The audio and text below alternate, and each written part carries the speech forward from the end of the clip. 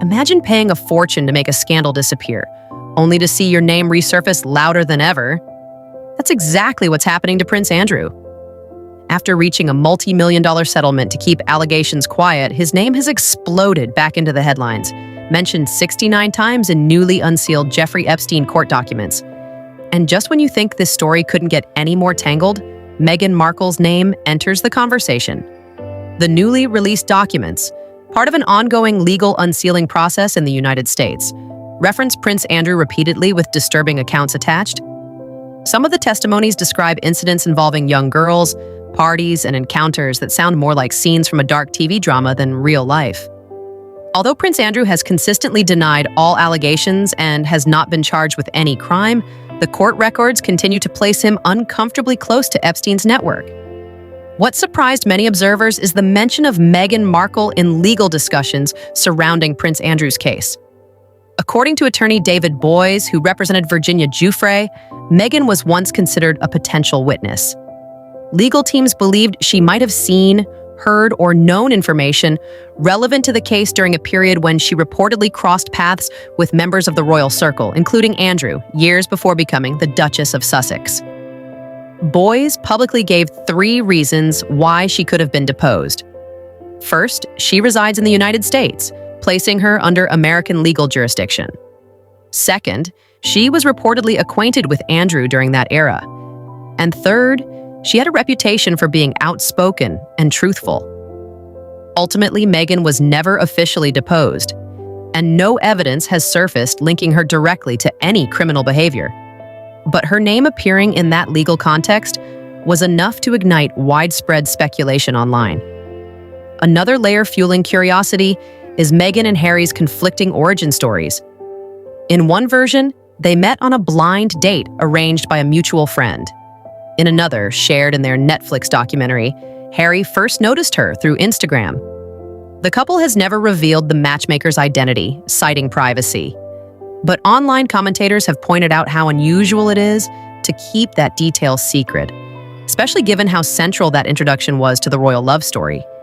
Some have questioned whether that unnamed connection might overlap with circles tied to influential social figures from Meghan's pre-royal life, including people who moved in elite party scenes also frequented by Epstein's network.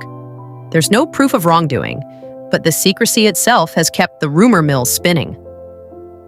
To be clear, Meghan Markle has not been accused of any crime, nor named as a defendant or target in any investigation. Her name surfaced because lawyers thought she might have relevant information, nothing more. However, in a case where dozens of individuals are listed under pseudonyms like Jane Doe, and where some witnesses have claimed that revealing their identities could put them in danger, even a passing mention carries enormous weight. One Jane Doe told the court that unmasking her identity could lead to physical harm. This speaks to the gravity of the case and the powerful names involved. Interestingly, once Meghan's potential role as a witness was floated in legal circles, the topic disappeared quickly from mainstream media coverage.